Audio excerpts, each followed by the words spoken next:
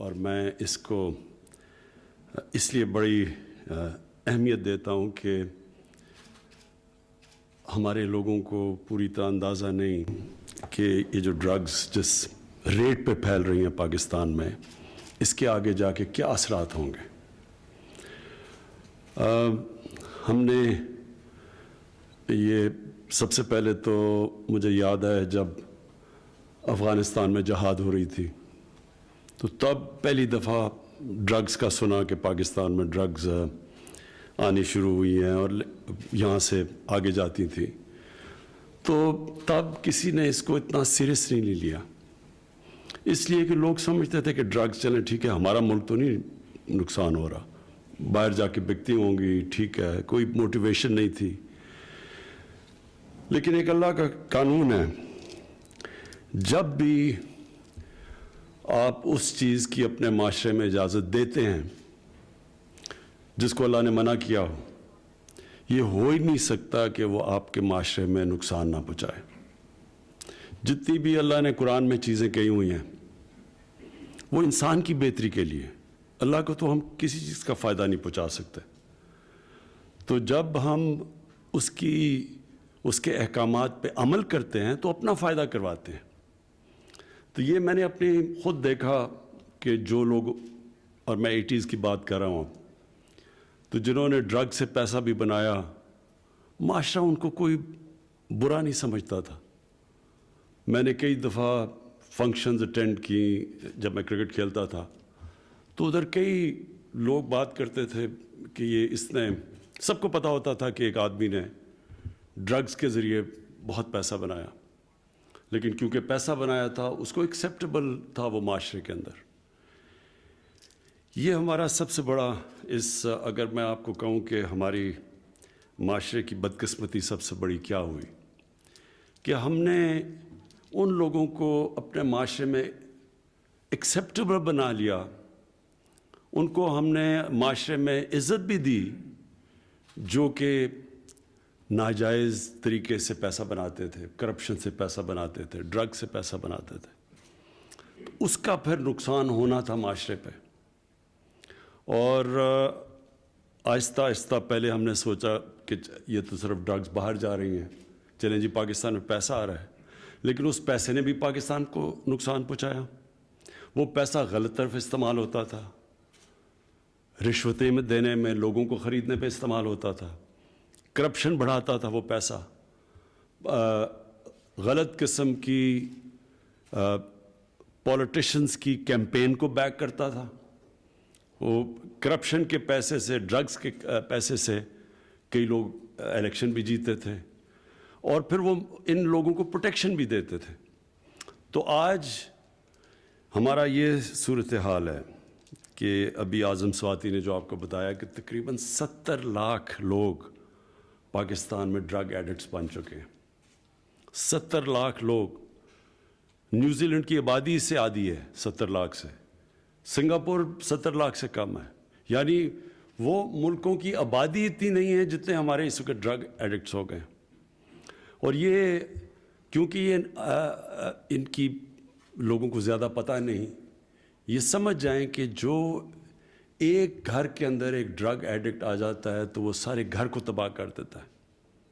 کئی دفعہ آپ سنتے ہیں، بلکہ میں ابھی پڑھ رہا تھا کہ ایک آدمی نے اپنی بیوی اور بچوں کو نہر کے اندر پھینک دیا، تو آدمی سوچے کہ کیوں پھینکا ہوگا اس نے، تو کسی نے کہا جی وہ بے روزگار تھا، لیکن بے روزگار تھا اگر ان کو پھینکنا تو خود بھی پھینک دیتا اپنے آپ کو۔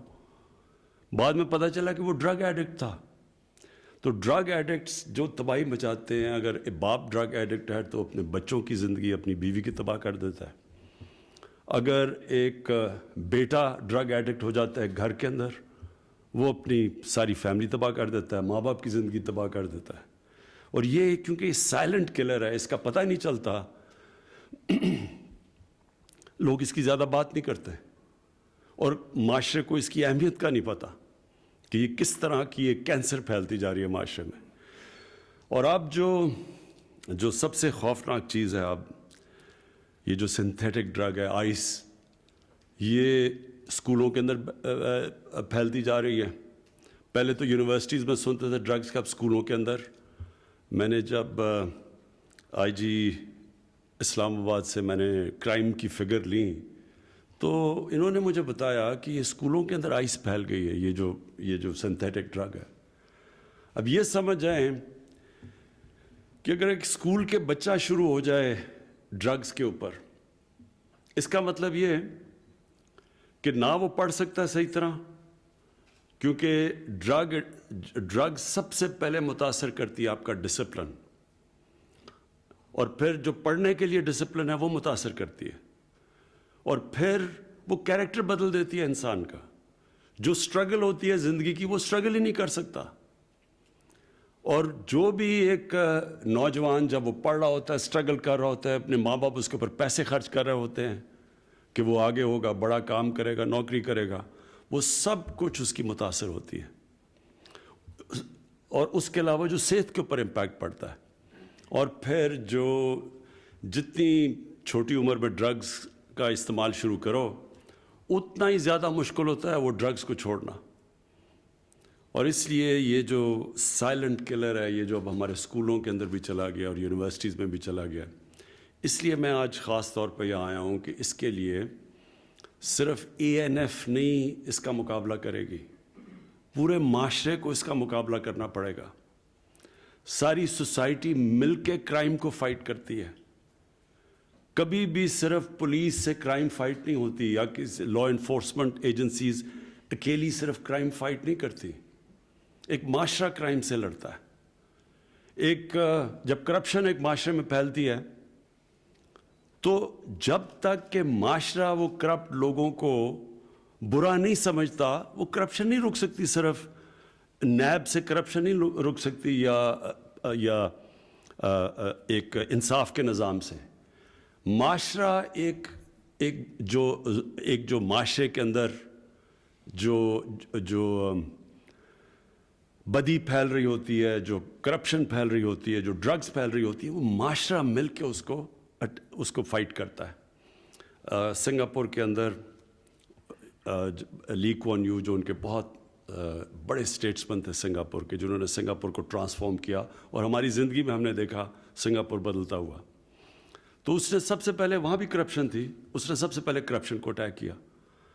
لیکن اس نے کرپشن کو ایسے اٹیک کیا کہ جب 15 سال کے بعد اس کی پریمیئرشپ کے بعد ایک اس کا وزیر پکڑا گیا کرپشن میں، اور وہ اس کا بڑا قریب تھا، جیسے وہ پکڑا گیا اس نے سوسائڈ کر لی، خودکشی کر لی، کیونکہ اس نے سمجھا کہ اب معاشرے میں میری جگہ نہیں رہی، اب میں اس معاشرے میں نہیں رہ سکتا.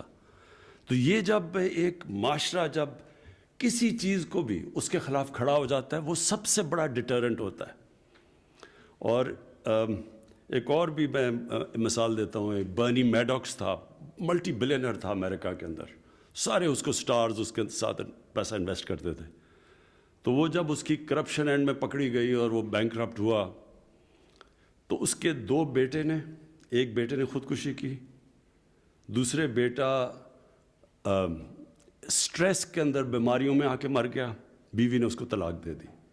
یعنی وہ کیوں؟ اس لیے کیا کہ ان کی فیملی نے سمجھا کہ ہماری زندگی اب ختم ہو گئی ہے.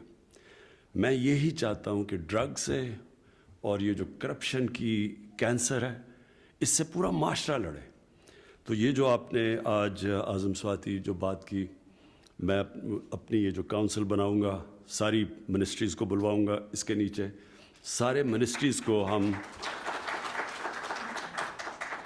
سب منسٹریز کو ہم تیار کریں گے کہ وہ سب ایجوکیشن کی منسٹری اپنا پارٹ پلے کرے، اپنی جو ہماری ہیلتھ منسٹری ہے وہ اس کی اویئرنیس ریز کرے، اور پورا مل کے ایک معاشرے کو اب ہم یہ نارکوٹکس کے اوپر ایک پورا پروگرام بنائیں گے، کیونکہ اس کا سب سے بڑا خطرہ اب ہماری یوتھ کو ہے، نوجوان، ہمارا جو آنے والی نسل ہے اس کو اب ہم نے بچانا ہے اس سے. اور یہ جو آپ نے فگر بتائی، جب آپ کہتے ہیں کہ 70 لاکھ ایڈکٹس ہیں پاکستان میں، اس کا مطلب 70 لاکھ خاندانوں کے اوپر بہت برا وقت گزر رہا ہے. 70 لاکھ نوجوان کا مطلب کہ 70 لاکھ گھروں کے اندر عذاب آیا ہوا ہے اللہ کا. کسی نے اگر کبھی آپ پوچھیں کسی سے کہ گھر کے اندر اگر کوئی ڈرگ ایڈکٹ ہو جاتا ہے تو وہ سارے گھر کے اوپر کیا گزرتی ہے. تو اس لیے ہم اس معاشرے کو پروٹیکٹ کریں گے. میں نے آپ کی ڈیمانڈ سن لی. آپ نے جو ایکسٹرا لوگ چاہیے آپ کو اس کے لیے، وہ بھی انشاءاللہ اس کے لیے اپنی وسائل دیکھتے ہوئے انشاءاللہ اس کے بھی ہم انکریز کرتے رہیں گے آپ کی اسٹرینتھ. لیکن سب سے امپورٹنٹ چیز یہ ہے کہ ساری باقی بھی جو سپورٹنگ منسٹریز ہیں، جن کو بھی اپنا پارٹ پلے کرنا ہے نارکوٹکس کے خلاف جنگ لڑنے کا، اور یہ جو ڈرگس کے اگینسٹ جو موومنٹ ہے یہ پوری تحریک چلے گی انشاءاللہ پاکستان میں. تو انشاءاللہ یہ ساری، میں اگلے ہفتے اس کی میٹنگ بلاتا ہوں تو ہم آغاز کریں گے اپنا کہ سارے ملک میں سارا ملک مل کے اس کینسر کا، اس کے خلاف پوری جنگ لڑیں گے. شکریہ. 80 کی دہائی میں انسداد منشیات کے لیے اقدامات نہیں کیے گئے. ناجائز طریقوں سے دولت کمانے والوں کو معاشرے کا تسلیم کرنا باعث تشویش ہے. نوجوان نسل کو منشیات سے بچانا اور تحفظ فراہم کرنا ہے. صرف ANF نہیں بلکہ پورے معاشرے کو منشیات کے خلاف لڑنا اور اس کا خاتمہ کرنا ہے، اور اس سلسلے میں مختلف ذرائع بالخصوص وزارت تعلیم کے توسط سے شعور اور آگاہی فراہم کی جائے گی. ANF کی استعداد میں اضافے کے لیے بھی تمام وسائل بروئے کار لائے جائیں گے. وزیر اعظم Imran Khan ANF headquarters Rawalpindi میں تقریب سے خطاب کر رہے تھے.